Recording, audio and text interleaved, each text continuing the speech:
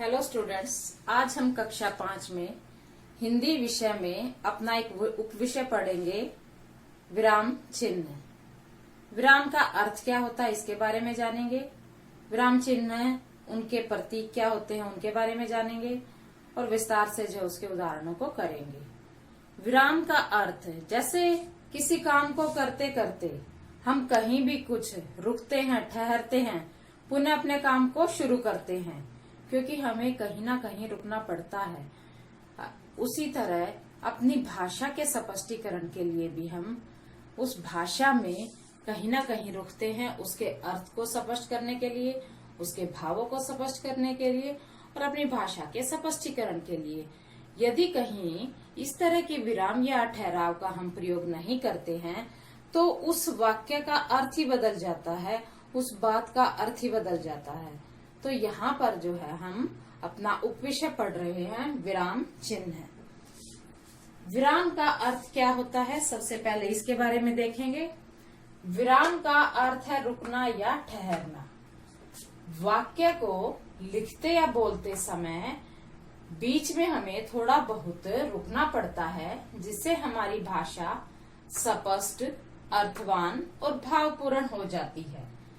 लिखित भाषा में इसी ठहराव को दिखाने के लिए कुछ विशेष प्रकार के चिन्हों का प्रयोग किया जाता है। इन चिन्हों को ही हम विराम चिन्ह कहते हैं। कितना स्पष्टीकरण रूप से दिया गया है कि विराम का अर्थ होता है रुकना और ठहरना। वाक्य जब हम लिखते हैं तो हम अपने वाक्य को लिखते समय और बोलते समय उसमें थोड़ा बहुत कहीं ना कहीं कुछ रुकते हैं, ठहराव देते हैं, जिससे हमारी भाषा क्या होती है, स्पष्ट हो जाती है, अर्थवान होती है और भावपूर्ण हो जाती है।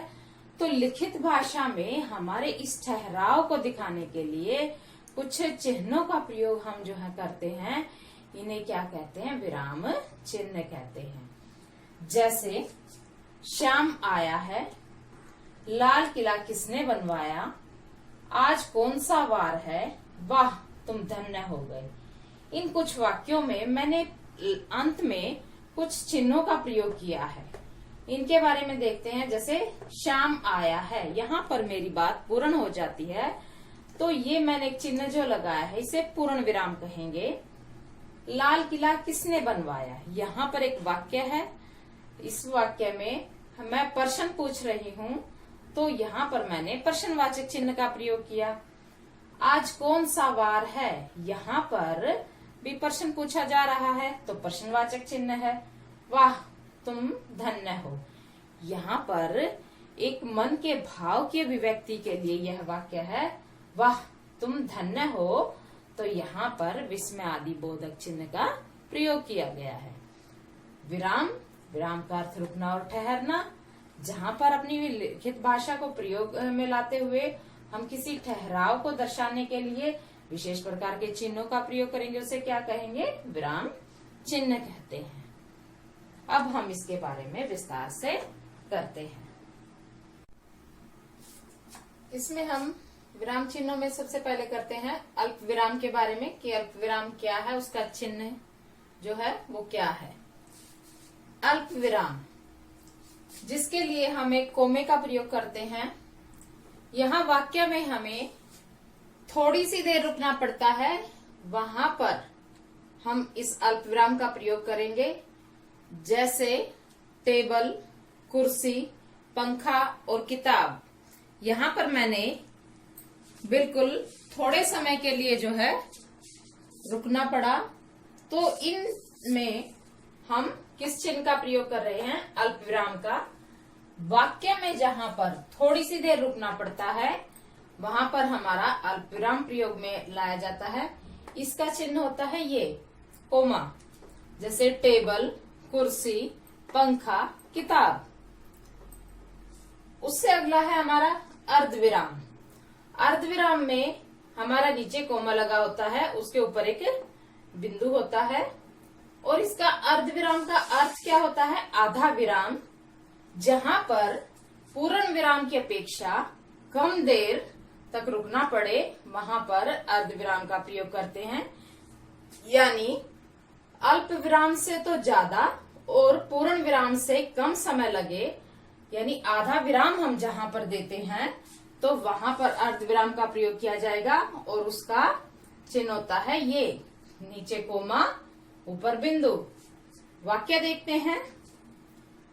जैसे कल रविवार है, हमने यहाँ पर अर्धविराम का प्रयोग किया, छुट्टी का दिन है, तो कल रविवार है, छुट्टी का दिन है। यहाँ पर इस वाक्य में थोड़ा अल्प विराम की अपेक्षा हम ज्यादा रुके, तो इसमें हमने अर्धविराम का प्रयोग किया। जैसे रोहित दिल्ली पहुंच गया है, तुम्हें चिंता करने की जरूरत नहीं है। तो यहाँ पर जो है वाक्य हमारे, जहाँ पर हम थोड़ा ज्यादा रुकते हैं अल्प विराम की अपेक्षा, वहां पर हम अर्धविराम का प्रयोग करते हैं। अब हम करते हैं पूर्ण विराम। पूर्ण विराम का ये हमारा चिन्ह होता है, जहां एक बात पूरी हो जाए, हमारा वाक्य समाप्त हो जाता है, वहां पर हम पूर्ण विराम लगाते हैं। जैसे राम खेल रहा है, सीता गाना गा रही है, वंशिका खेल रही है, तो यहाँ पर पूर्ण विराम हमारा लगता है, क्योंकि हमारी बात समाप्त हो गई है। बात की समाप्ति के बाद जो चिन्ह लगेगा वो पूर्ण विराम चिन्ह होगा। करते हैं प्रश्नवाचक चिन्ह के बारे में, कि प्रश्नवाचक चिन्ह जो है कहाँ प्रयोग किया जाता है। प्रश्नवाचक चिन्ह का हमारा ये चिन्ह होता है, जब वाक्य में कोई प्रश्न पूछा जाता है, उसके अंत में जो चिन्ह लगाया जाता है उसे प्रश्नवाचक चिन्ह कहते हैं। जब हम किसी से कोई बात पूछते हैं और वो कोई क्वेश्चन के उसमें होता है, प्रश्न के उस भाव में होता है, तो वहां पर प्रश्नवाचक चिन्ह का प्रयोग किया जाता है। जैसे तुम घर कैसे पहुंचे, यहाँ पर प्रश्न किया जा रहा है, तो उस वाक्य के अंत में कौन से चिन्ह का प्रयोग हुआ? प्रश्नवाचक चिन्ह का प्रयोग हुआ। आपका नाम क्या है, यहाँ पर भी हमने वाक्य में प्रश्नवाचक चिन्ह का प्रयोग किया। आगे आता है हमारा विस्मयादिबोधक चिन्ह। विस्मयादिबोधक चिन्ह का ये हमारा चिन्ह होता है, जहाँ पर एक पूर्ण विराम की तरह डंडा होता है और नीचे एक बिंदु लगा होता है। विस्मय, हर्ष, शोक, प्रेम, घृणा आदि जो यहाँ पर भी ये भाव होते हैं, उनको प्रकट करने वाले शब्दों के आगे जो भी हमारे हर्ष है, विस्मय है, शोक है, प्रेम आदि भावों को प्रकट करने वाले जो शब्द होते हैं, उनके आगे इसका प्रयोग होता है। जैसे यहाँ पर वाह, यहाँ पर एक मन का भाव है, जैसे वाह हमने प्रकट किया, वहां पर विस्मयादिबोधक चिन्ह का प्रयोग किया।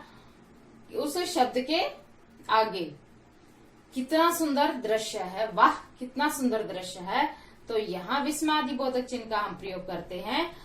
जहाँ पर कोई भी आश्चर्यजनक कोई बात होती है, या कोई मन में हर्ष का, उल्लास का कोई वाक्य होता है, मन का वाह, हे राम, हे प्रभु, या ऐसे कोई शोक के वाक्य होते हैं, भगवान उसकी सहायता करे। तो जहाँ पर हमारे मन के भावों को, जहाँ विस्मय है, हर्ष है, शोक है, प्रेम है, कोई घृणा का भाव है, जैसे छी कितना गंदा है, तो इन सब तरह के जो वाक्य होते हैं, वहां पर हम विस्मयादिबोधक चिन्ह का प्रयोग करते हैं। और ये हमारा जो है पूर्ण विराम की तरह एक डंडा और नीचे एक बिंदु होता है, इन शब्दों का हम प्रयोग करते हैं, वहां विस्मयादिबोधक चिन्ह है। ये इसका उदाहरण है।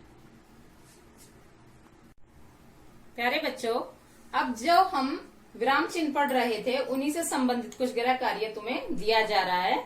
तुम इन वाक्य में, निम्नलिखित वाक्यों में उचित विराम चिन्हों का प्रयोग करो। ये कुछ वाक्य तुम्हें दिए जा रहे हैं, यहाँ पर तुम्हें किन किन विराम चिन्हों का प्रयोग किया जाएगा, किस वाक्य में किया जाएगा, वो आप इसको पूर्ण करेंगे। जैसे कुछ वाक्य हैं, राम, लक्ष्मण, सीता रामायण के मुख्य पात्र हैं। मोहन खाना खाता है, वहां क्या रखा है? हाय बेचारा मारा गया, तुम कहाँ जा रहे हो? मेरे देश में गेहूं, चना, मक्का फसलें उगाई जाती हैं। सूर्य उदय हो गया, चिड़िया चहचहाने लगी। वाह कितना सुंदर मकान है। इन वाक्यों में तुम्हें ये देखना है कि कहाँ पर कौन से विराम चिन्ह का प्रयोग किया जाएगा और कहाँ पर जो है उचित हमारे भावों की अभिव्यक्ति होगी। धन्यवाद।